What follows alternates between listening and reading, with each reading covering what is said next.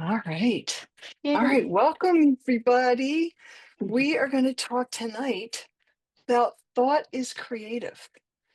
And the reason I picked this topic is I think it's when you start a spiritual awakening journey, it's one of the first things that you learn that comes up, right? That thought is creative and we are the thinkers, right? So I think there's also different levels. When I first started doing this kind of work, this breath work and mindset coaching and all that kind of stuff, I remember years and years ago, Shirley MacLaine wrote a book called Out on a Limb. And she started talking about all this metaphysical stuff. And at that time, I'm going to say it was like in the late 90s, maybe even early 80s. Uh, and and I was like, what is creative? Like, I don't know if I feel like I'm responsible for everything.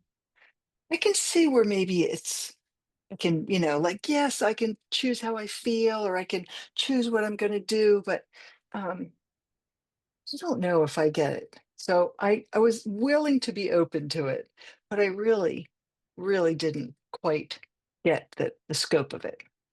And I think that's what's really interesting is it's kind of the basis for being in control of our lives.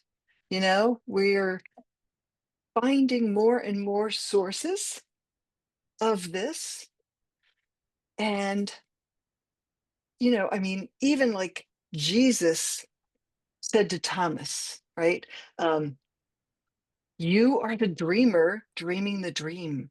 You are the source of all of this, right? And the only thing I'm doing for you is I'm being the mirror to show you who you truly are. I'm standing right in front of you so that you can see who you truly are. And that just opens up the whole world. If I'm the dreamer and I'm in control, all these people are saying it. Saint Germain, the Ascended Masters, they're teaching it. Bashar, right, the extraterrestrials, entities that are being channeled, spirit guides, right? Paul Selig the guides. Abraham Hicks is also teaching it. A Course in Miracles. Even the Infinite Way books that I'm reading, I'm doing a lot of those. Those are very Christian in nature, but very metaphysical and really kind of pushing the boundaries of non duality, right? Um, Edgar Casey, Neville Goddard, Alan Watts. There's so many sources to this material. And these guys, they're dead and buried. They've been around a long, long time teaching this stuff. But now I think the masses are finally ready to hear it. And I'm going to read this path. I have this book, Ascended Masters, and it is it's unveiled mysteries. And Mm. this paragraph was so amazing to me. It's almost like the first video I ever made because it so inspired me and it it went viral. Talk about like overnight success, right? I woke up one morning, 10,000 hits, woke up the next morning, 30,000 hits. I'm like, what's going on? Nothing I've ever done since has done that. But this Yeah. really resonated with everybody, right? There is no failure for anyone who continues to make self conscious effort to express dominion of the divine over the human, because Mhm. failure only comes when self conscious effort ceases. Mm. It's like when we surrender, we're just borrowing these human bodies, but we're really consciousness, divine consciousness, creating everything in our world constantly. All experiences through which the individual passes exist for one purpose only: to make him aware of his source. He must learn who he is, recognize himself as a creator, and as such, master of what he creates. Like that's our purpose: to learn that we are constantly creating. And the origin of that creation is our minds, is our thoughts, right? So if you think about that, it really kind of gives us the power back, right? No more victim consciousness. No more, oh, that shouldn't have happened over there, or all the excuses that we come up with, all the ways that we feel victimized by ourselves and by others and by the world, right? So I know that you guys have heard this. Life happens for us, not to us, right? If we look at everything that happens, even things that bring up pain or emotions that we're not really comfortable with, if we can breathe through them, they won't get stuck in our bodies.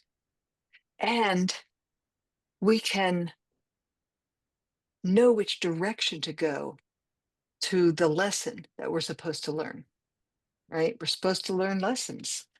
And I read this one book. It's called Busting Loose from the Money Game, but it's kind of really busting loose from the life game. And it really talks about how this life is nothing but our movie. We have written it, we're directing it, we're the casting director, we are the star in it. We have been hired by the casting director, who is us, but we were never told that we were the star. And all the things that go with it. Everything is us. Everyone is playing the role that we gave them to play, right? And we use the emotions as the roadmap of how to go.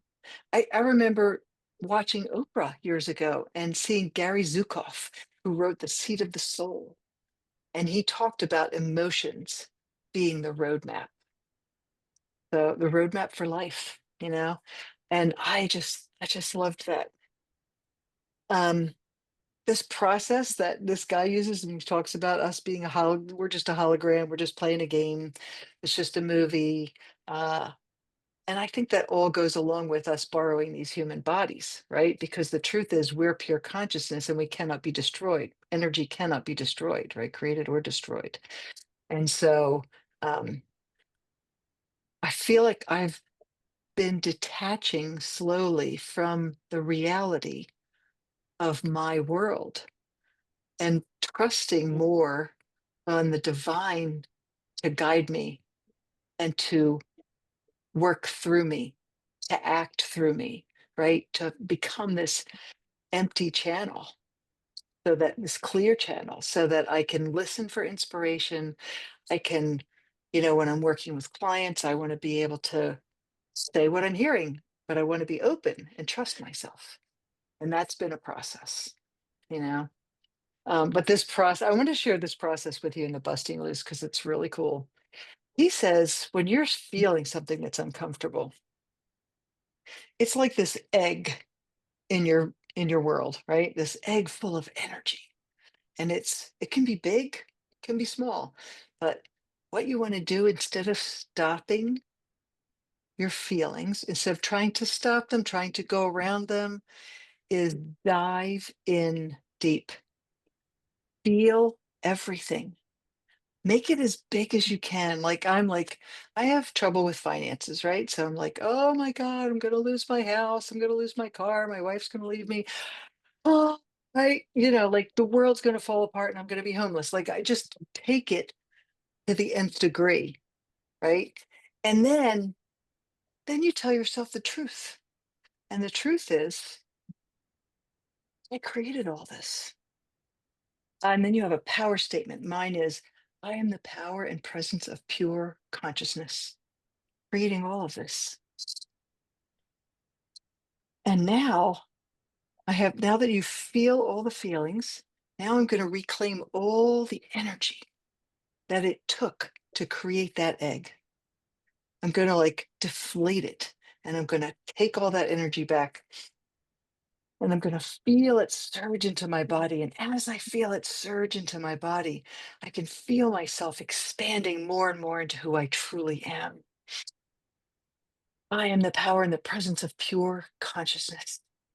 And I'm so grateful and appreciative for this opportunity to move through this lesson, to move through these emotions. So you express the gratitude.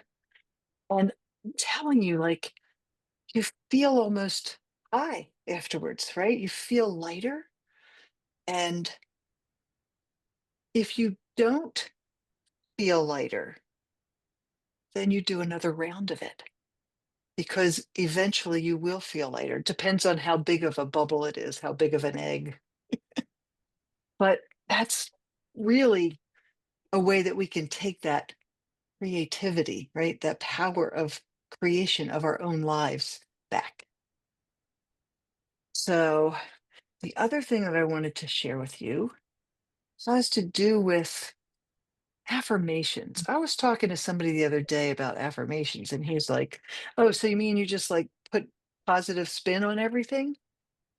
And I was like, "No, it's not about the positive spin. It's about purging the negative, right?" And we find out, it's like reverse engineering. We find out what our negative thoughts are by looking at our negative results, right? So if we have something that's not going right in our world, we like take that back to what the thought is. Oh, I'm not worthy. I don't deserve it. Um, Nobody wants me, that kind of stuff. And then, like, I had this thought, one of the first things that really, I had a really huge result with was men love to support me. So I had a really difficult relationship with my dad, and I just felt like men never wanted to support me, right? So somebody gave me that affirmation, men love to support me.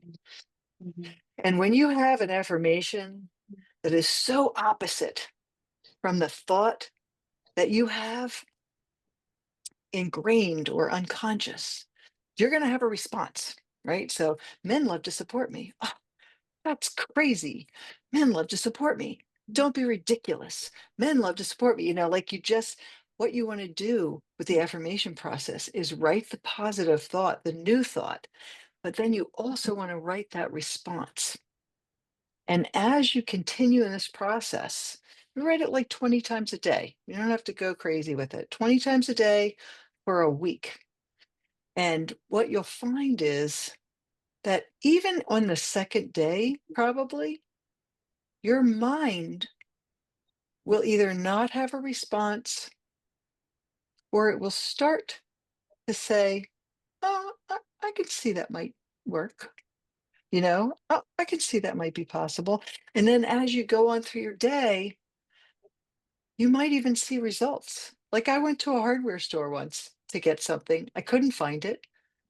Guys came over to help me. I'm going to tell you that has never happened in my life, right? It had never happened. But I'm doing this affirmation that men love to support me. And it starts to happen because I'm not just glossing over with the positive, I'm purging out the negative. And I'm working with my mind so that it starts to agree with me. And as your mind starts to agree with you, guess what? You start to get a clear channel of creation for that new thought. And you instantly, almost instantly, see results, even before you're done the process. It's so powerful.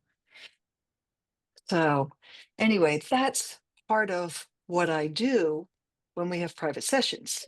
We do the mindset coaching, we find out, what's going on in your life, what's working, what's not working, what do you want to change, what do you want to shift, you know, and then we kind of can reverse engineer, we get you some affirmations, but also there's other processes to do. And um, I think my next talk is going to be on forgiveness because that's a really big one. But I really love helping people to see results, right? And taking responsibility, saying, listen, I don't want to be a victim anymore. It's not going to happen because now I know how to work with it. And after the coaching, you do the breathing. We do a full hour in a private session. We're only going to do a Mhm. half hour tonight. You're just going to get a taste of it, but it's definitely enough to show you. And that breath work integrates the coaching. It like takes the coaching to another level. And it really helps Hmm. solidify, the coaching. And